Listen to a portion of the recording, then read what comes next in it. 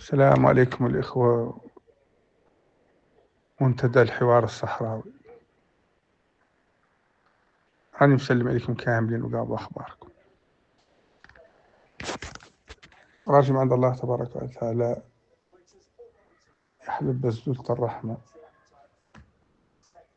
باش توفى المأساة على الآيات والترك والكهولة والشباب والناس كاملة كلها يرجع البلو. أنا الصمت كان ينجبر موضوع يناقش، هو معه مجبور موضوع له يناقش. أنا لا اقترح عليكم الليلة موضوع،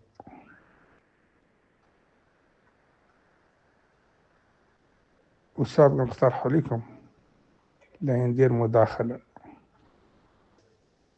ولا نبداها من النظام الجزائري. النظام الجزائري يعيش ظروف صعبة، هذا ما هو قولي أنا. راكم شفتوا علاقات متأزمة مع فرنسا وعلاقات متأزمة مع أمريكا، والرسالة اللي وصلت له القوات الأمريكية في شمال غرب إفريقيا، علاقاته ماهية للهيم مع روسيا وحليفه بشار الأسد انهار، وراهي جمهورية القبائل ملف مطروحة لمكتب ترامب، وراهي المعارضة الجزائرية ما هي باخر شيء من أجل تعرية النظام العسكري، وراهي الجزائر في هذه المرحلة تعيش ظروف صعبة. هذا على مستوى الجزائر. على مستوى المنطقة الجنوبية الجزائرية اللي فيها جمهورية بوليساريو، فيها بوليساريو، احنا أولاد الخيام متعارفين كاملين، وتعرفوا أن أولاد بوليساريو وكبرنا بوليساريو ونعرفها من الداخل، ونعرفوا برامجها ونعرفوا حقيقتها ونعرفوا الناس اللي ساكنة فيها، وتعرفوا عن البيضان ما ينسرق عليه، وتعرفوا ذي البيضان المتواجدة فيهم أغلبيتها مواطنين جزائريين ولا هم لاجئين، وقاين شت بش من الناس جاي من هون من الساقية الحمراء ووادي الذهب 75، وش من شمال موريتانيا، وش من الخلق كان يجيبوا سيد أحمد البطل في حملات. أنا حضرت الهدماني من قرب مالي وصواد والحنك وركشاش. أنا داخل مخيمات ذاتية فيها أوضاع صعبة شوي حسب المعلومات اللي توصلنا، فيه تطاحن بين القيادة رغم أنها جاحت، وفيه أهل الجزائر بقاتلها بوليساريو وقلادة الكلب قرب لها من التوكل. ما هي قابضة إبراهيم خالي كرئيس تعول عليه أما تصير مشروعها ماشية تربي له ولد محمد عبد العزيز اللي يقولوا له قائد اللواء الاحتياط. إذا ينضج في المؤتمر الجاي والله اللي بعده لا يديروا ولد إبراهيم خالي. هذا حسب الخبراء وحسب الناس اللي منظرة معناها على مستوى بوليساريو خالقة أوضاع صعبة، نجحت على أنها تبث جحافل من الشباب اللي خلقته الحمادة، اللي من مطفيل طالب ولا اللي سالم ولا عابدين، اللي ذاك رجع وذهب داره هون حتى جئت مولاي رشيد متقاعد في الاتصالات، وهو اللي يدخل في الذراع الدعائي البوليساريو ورك يجوب أوروبا والمناسبات. وفيهم البيو البشراية طفيل والبلية والبابا حمو كنت نقري في 12 أكتوبر، نشهد له بالذكاء ونشهد له بالنبوغ. يغير في الأصل راجل من موريتان ما قال وش عليه المنطقة ولا قط طاح ولا يعرف معناها، لأن خارج تخالف اختلاف في العقليات، خارجين المواطنين الجزائريين اللي ينتخبوا وكل عندهم كل حقوق المواطنة وساكنين في الجزائر ولا هم لاجئين، بل هم طاحت لهم بوليساريو من السماء، عادوا جاب لهم ظروف حياة ما كانوا يحلموا بهم، لأن الجزائر كانت قابضة مواطنين من الدرجة الثانية، وخالقين نسبة من الموريتان وأغلبيتهم قاع رجعت، ما تلات في المخيم لا ساكنة في الوادي والزهرة. معناها على مستوى بوليساريو خارج حال وضع متين حسب الناس اللي تجي، لأني أنا يوميا الاتصال بالتليفون والاتصال بالناس اللي جاية من هيك. ولمستوى العسكر ملي الجزائر ما هي باقية تعطي السلاح، قال البشير والسيدة نهارها. الجزائر ما خاصنها الدبابات، الجزائر ما خاصنها الصواريخ، الجزائر ما خاصنها القذائف. الجزائر لو كانت باقية تعطي السلاح تعطي. الجزائر ما هي باقية الحرب، والسبب راني قلت لكم قبيل، أنا قالت لأمريكا أن المغرب حلمت الفيل أنه خط أحمر باش تقول الأمور واضحة. وراكم شفتوا منطقة المحررة، قال محمد الخداد رحمة الله عليه، قال علينا منطقة ما قد تستقبل فيها مسؤول أممي ولا قد عدت فيها مناسبة. ايش قال يا ضرقة؟ ما ترقش فيها فار، ما نسفتوا درون وبركاتيها عادت من طرف سايحين فيها الغزلان، لأن البوليساريو حرمت عليه. اللهم قصف والله اثنين يخلوا بشكل مولي عشوائي. معناها الميدان العسكري راكم شفتوه بقى ذا اللي قال له الرهان الحملات الدعائية، كيف الجاليات اللي بتجد في الخارج، وللأسف الشديد الشباب اللي ما يعرف، فاقد ما يعرف لغده إلا ما يعرف اليومي. مش من الشباب اللي خسر حياته مشروع كذبت عليه قيادة البوليساريو من لا يتبني له دولة ولا يتعدل له جمهورية، وبالتالي الواحد يكمل قراءته ويرجع ينقال له قيس أوروبا يعود يغسل له معين والله عدل، والله ينقال له مدفعه في الهيه.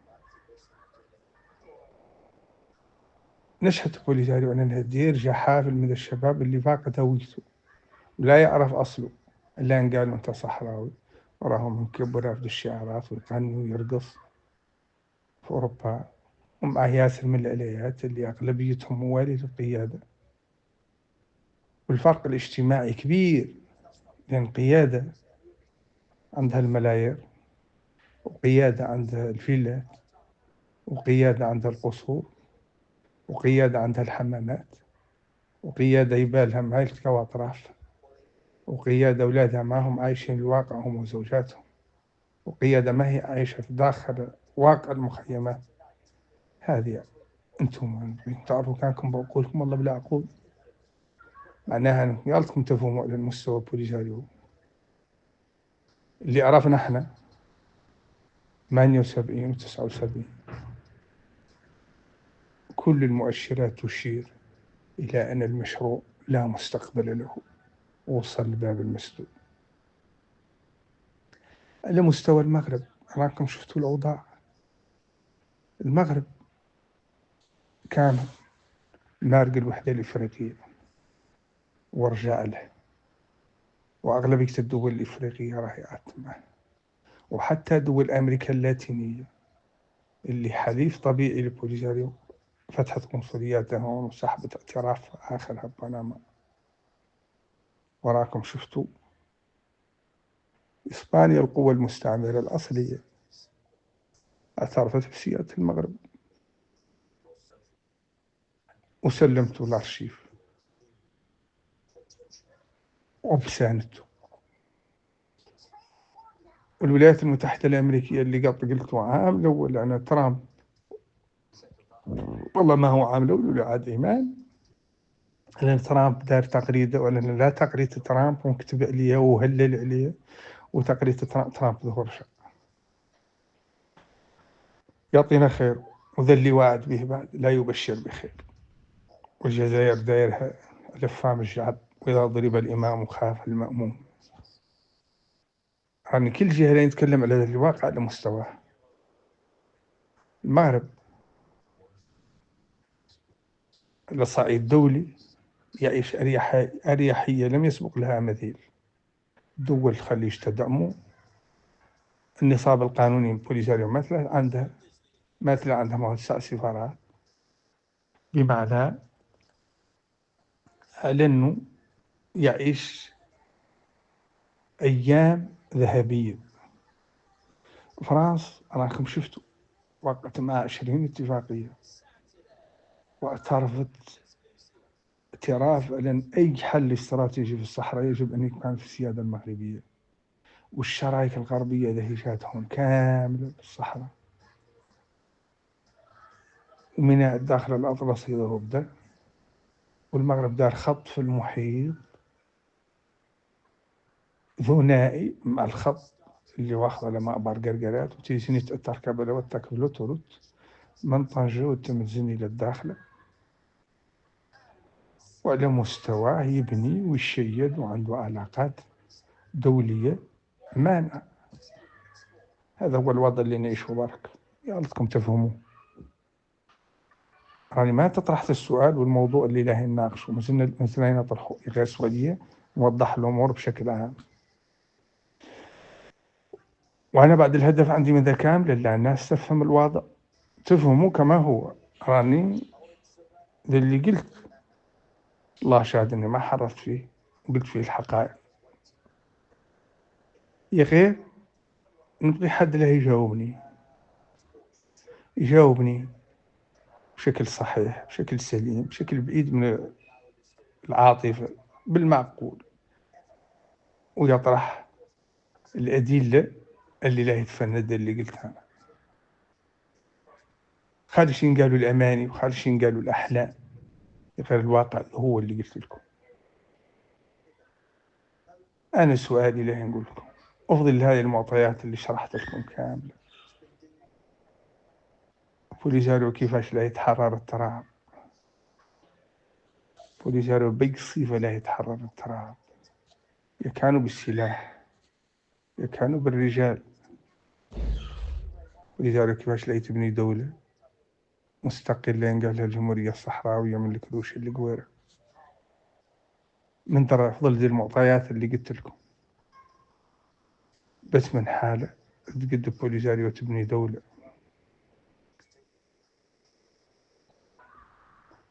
نبقيكم تجاوبوني وتعرفوا عن هذا الموضوع، لأن هي الدولة تبتنى تفرض، من تزع بالقوة لا يسترد إلا بالقوة. أفضل هذه المعطيات اللي قلت لكم كاملة، كيفاش الدولة تقد تبتنى وكيفاش بوليساريو تقول للناس تقد تحقوا. خلق رواية واحدة هي اللي ما نبقي حد يمشي شوارها، يقول احنا نخلاو كاملين ونعود مقبرة نزاروا كيف قالوا للبوهالي والله نستقلوا. هذا ما هو حل. وحد قاعد في أوروبا عنده المساعدات، يتداوى، يقرأ، يقري أولاده، عنده الضمان الاجتماعي، يعبي الناس اللي عاد أكثر من نصف قرن ساكنة تحت السن وتشرب الماء المالح، ولا عندها باش تشري كيلو من اللحم، ولا عندها باش تشري حبة. والكهلات اللي يعانوا في البرد ويعانوا في الحمام، وراه كاع واحدة منهم عندها حد في أوروبا يقدر يمشي لها شوي. ذيك راهي برا غير حد واحدة ما عندها ما هو رحمة مولانا، والله كيلوات من المواد الغذائية نعطاو لها بشكل مناسب بشكل دوري. ايش يقولوا فيه؟ هل يعقل لندي البضانة تم محصورة على الرق في الحمادة عشرات السنين الموت ترقق فيها، والمرض باش يتم إبراهيم قالي لابس تريه وبشراية والبيوم والبشير والسيد تتبجح، والناس تقول ثورة والجبهة الشعبية لتحرير الساقية الحمراء. زين شعار دولة البيضان هي غير طلب ما لا طمع فيه سوء الأدب مع الله. احنا جيناكم، البيضان جات من كل فج عميق، جات رافدة كفانها في يدها من فرنسا، شعدلتوا عشرات الرجال الزينة من تكنة متشبهة للقارب يبطش فيها البطيل وزبانيكتو، وجات مئات آلاف الرجال من موريتان، وجات من أوروبا. يا غير يقول ابن خلدون عن أسافل الناس ما تنطالها زعامة الشعوب لأنها ستنتقم من التاريخ. ويقولوا البيضان عن ما يعرف القرآن ما تخصوا، لكن اللي مشروع البيضان شكتوا قيادة بوليزاريو والشق مات لا يبرى ما حد الشمس تظهر من الشرق وتروح الساحل. لكن انتم الإخوة منتدى الصحراوي قولوا لنا كيفاش بوليزاريو تقدر تحقق مشروعه. السلام عليكم.